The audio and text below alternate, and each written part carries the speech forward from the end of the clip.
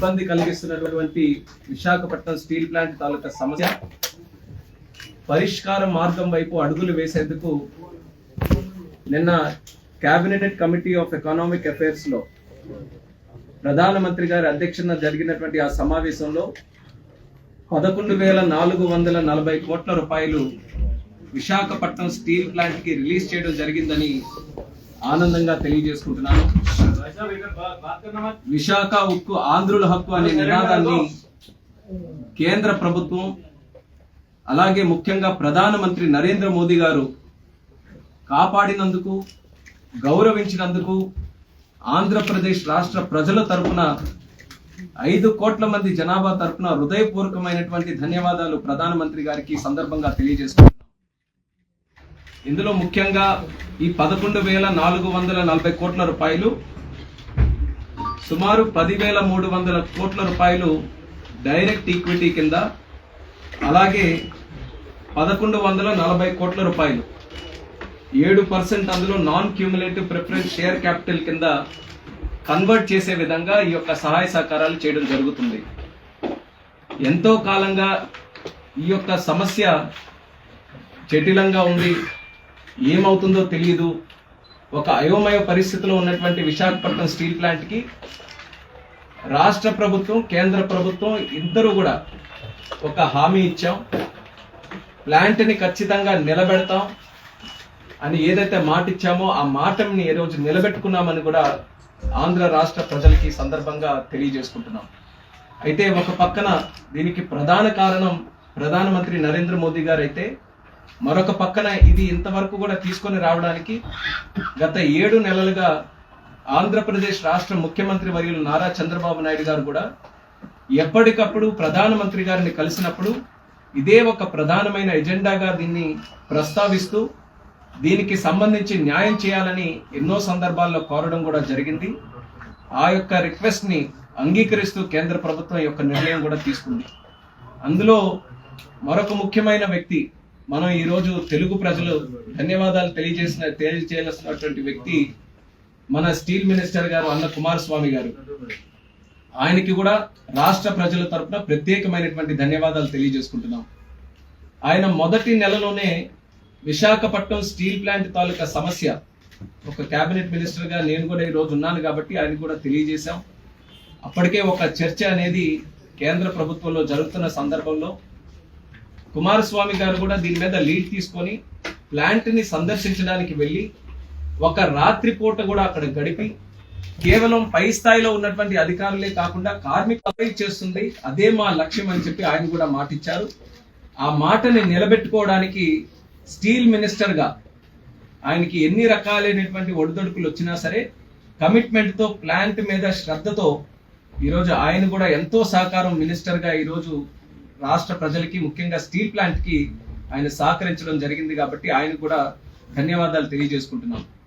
ఈ యొక్క ప్యాకేజ్ ఏదైతే ఉందో 11,440 కోట్ల రూపాయలు, ఈ ప్యాకేజ్ అంతా కూడా ప్లాంట్ తాలూకా రా మెటీరియల్ ఇబ్బందులు ఏవైతే కొన్ని ఎదుర్కొని ఉన్నాయో, అలాగే 3 బ్లాస్ట్ ఫర్నేస్లు ఉన్నాయి.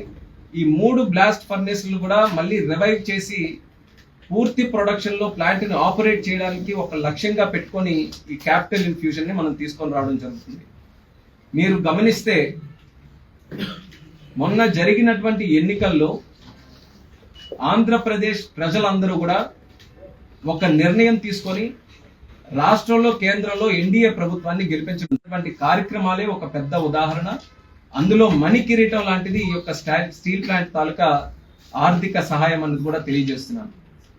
మరి దీనికి సంబంధించి గత 7 నెలలుగా ఇది ఒక రకంగా అతిపెద్ద సహాయ సహకారం ఈరోజు స్టీల్ ప్లాంట్ కి సంబంధించి అయినప్పటికీ కూడా గత 7 నెలలుగా అనేక కార్యక్రమాలు దీనికి సంబంధించి చేశాం.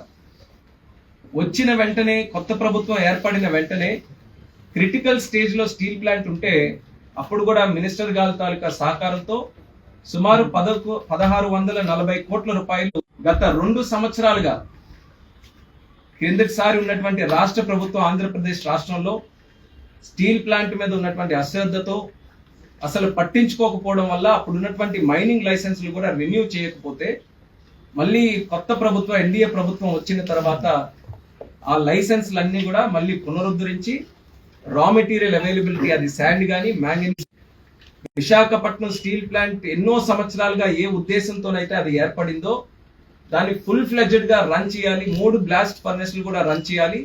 7.3 మిలియన్ టన్స్ ప్రతి ఏడాది ఆ కెపాసిటీ వరకు కూడా దాన్ని పుష్ చేయాలనే ఆలోచనతో ఈరోజు ఈ క్యాపిటల్ ఇన్ఫ్యూజన్ కూడా చేస్తున్నాం. ఖచ్చితంగా ఇది ఒక చరిత్రాత్మకమైనటువంటి నిర్ణయంగా విశాఖ స్టీల్ ప్లాంట్ చరిత్రలో నిలిచిపోతుందని కూడా ఈ సందర్భంగా తెలియజేస్తున్నాను. చరిత్ర ఒక్కసారి గుర్తు చేస్తే గతంలో కూడా steel plant, Vizag steel plant కి సంబంధించి కొన్ని సమస్యలు వచ్చాయి.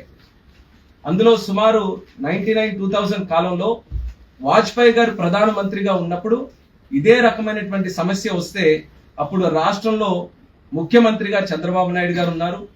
అప్పుడు తెలుగుదేశం పార్టీ ఎన్డీఏ ప్రభుత్వంలో ప్రధాన పాత్ర పోషిస్తే ఆ తెలుగుదేశం పార్టీకి పార్లమెంటరీ నాయకుడుగా ఎర్రనాయుడు గారు ఉన్నప్పుడు ఒక ప్రత్యేక ₹1,00,00,000 డెట్ రీస్ట్రక్చరింగ్ అనేది ఆ రోజుల్లో చేయడం జరిగింది.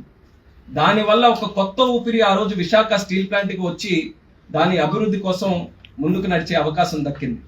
మళ్ళీ అదే స్థాయిలో ఈ రోజు కూడా సమస్యలు ఉంటే మళ్ళీ ప్రధానమంత్రిగా ఎన్డీఏ ప్రభుత్వం ఉంది, ప్రధానమంత్రిగా ఈరోజు దేశం ప్రపంచమే గౌరవించి ఒక ఆదర్శంగా తీసుకునేటటువంటి నాయకుడు నరేంద్ర మోదీ గారు ప్రధానమంత్రిగా ఉన్నారు. అలాగే రాష్ట్రానికి మళ్ళీ ముఖ్యమంత్రిగా చంద్రబాబు నాయుడు గారు ఈరోజు వచ్చారు.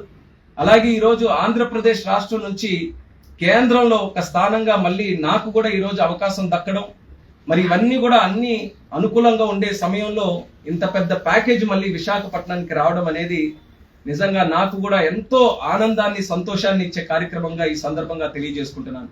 గత 10 సంవత్సరాలుగా ప్లాంట్కి ఎప్పుడు ఏ సమస్యలైనా, రా మెటీరియల్ తాలూకా సమస్యలైనా ప్రతి ఒక్క విషయాన్ని అనేక సందర్భాల్లో దాని గురించి ప్రస్తావించి ప్లాంట్ని ఎట్టి పరిస్థితుల్లో ఆదుకోవాలి, కేంద్రానికి మన ఆంధ్రప్రదేశ్ రాష్ట్రంలో ఉన్నటువంటి ప్లాంట్కి ఉన్నటువంటి ఆ ప్రాముఖ్యతని తెలియజేయాలని ఎన్నో సందర్భాల్లో మాట్లాడాం.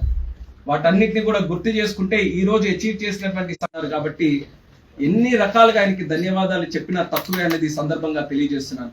అయితే ఇందులో ముఖ్యంగా గమనించాల్సినటువంటిది, మొన్ననే విశాఖపట్నం కూడా ప్రత్యేకంగా ప్రధానమంత్రి అయిన తర్వాత అధికార కార్యక్రమం మొట్టమొదటిది మన ఉత్తరాంధ్ర ప్రాంతం విశాఖపట్నంలోనే ప్రధానమంత్రి గారు కూడా వచ్చారు. అప్పుడు 2 లక్షల కోట్లకు పైగా ఉన్నటువంటి పెట్టుబడులు మన చేయడం జరిగింది ప్రధానమంత్రి గారు. ఈ విషయాలు ఎందుకు చెప్తున్నానంటే, ఈ కొత్త ఎన్డీఏ ప్రభుత్వం మళ్ళీ రాష్ట్రంలో, దేశంలో ఈ డబుల్ ఇంజిన్ సర్కార్ ఏర్పడిన తర్వాత చిరకాలంగా ఉన్నటువంటి ఈ సమస్యలన్నిటికీ కూడా శాశ్వత పరిష్కారం అందించే విధంగా 7 నెలల్లోనే ఇంత బ్రహ్మాండమైనటువంటి నిర్ణయాలు తీసుకున్నామనంటే ఎంత కమిటెడ్ గా రాష్ట్ర ప్రజల పట్ల, ఈ సమస్యల పట్ల ఎంత చిత్తశుద్ధితో పనిచేస్తున్నామో ఒక్కసారి తెలియజేయడానికి ఈ విషయాలన్నీ కూడా మరొకసారి ప్రస్తావిస్తున్నాను. అయితే దీనితో పాటు అమరావతి ప్రాజెక్టు కానీ, పోలవరం ప్రాజెక్టు కానీ, ఇలా రాష్ట్రానికి సంబంధించినటువంటి ఇండస్ట్రియల్ ప్రాజెక్ట్స్ కానీ, నోడ్స్ కానీ, ఏ విషయానికి వచ్చినా సరే ఆంధ్రప్రదేశ్ రాష్ట్రానికి ప్రజల కోసం నిత్యం శ్రమించే నాయకుల్ని ఎన్నుకుంటే దాని ప్రభావం ఏ రకంగా ఉంటుందో అనేది ఈరోజు ప్రత్యక్షంగా ఆంధ్రప్రదేశ్ రాష్ట్రంలో కనిపిస్తుంది. మరి ఈ యొక్క కార్యక్రమాలు కేవలం ఇంతవరకే కాకుండా భవిష్యత్తులో కూడా మేము చెప్పినట్టు మా ఉద్దేశం ఈ జనవరి నుంచే 2 బ్లాస్ట్ ఫర్నేస్లు కూడా ఫుల్ కెపాసిటీతో రన్ అవ్వాలి. అలాగే మిగిలింది ప్లాంట్ని ఇంకా మంచి పద్ధతిలో మనం నడిపించి ఖచ్చితంగా ఒక బ్రహ్మాండమైనటువంటి పొటెన్షియల్ ఉంది. దేశంలోనే తీసుకున్నటువంటి అన్ని స్టీల్ ప్లాంట్స్ లో ఒక ప్రత్యేక స్థానం మన విశాఖపట్నం స్టీల్ ప్లాంట్ ఉంటుందని మనం ఎన్ని సందర్భాల్లోనూ మనం మాట్లాడుకున్నాం. అలాగే స్టీల్ సెక్టర్ కూడా ఈరోజు కోర్ సెక్టర్. అటువంటి కోర్ సెక్టర్ కార్యక్రమాలు చేయడానికి ముగ్గురు కూడా కలిసి పనిచేస్తున్నారు. వాళ్ళ టీంలో మేమందరం కూడా చేస్తున్నాం. అలాగే మన అన్న కుమారస్వామి గారు కూడా ప్రత్యేకమైనటువంటి దృష్టి, ఫోకస్ ఈ యొక్క వైజాగ్ స్టీల్ ప్లాంట్ మీద పెట్టి ఈ కార్యక్రమం ఎంతవరకు తీసుకొని రావడానికి తను వ్యక్తిగతంగా కూడా చాలా కృషి చేశారు.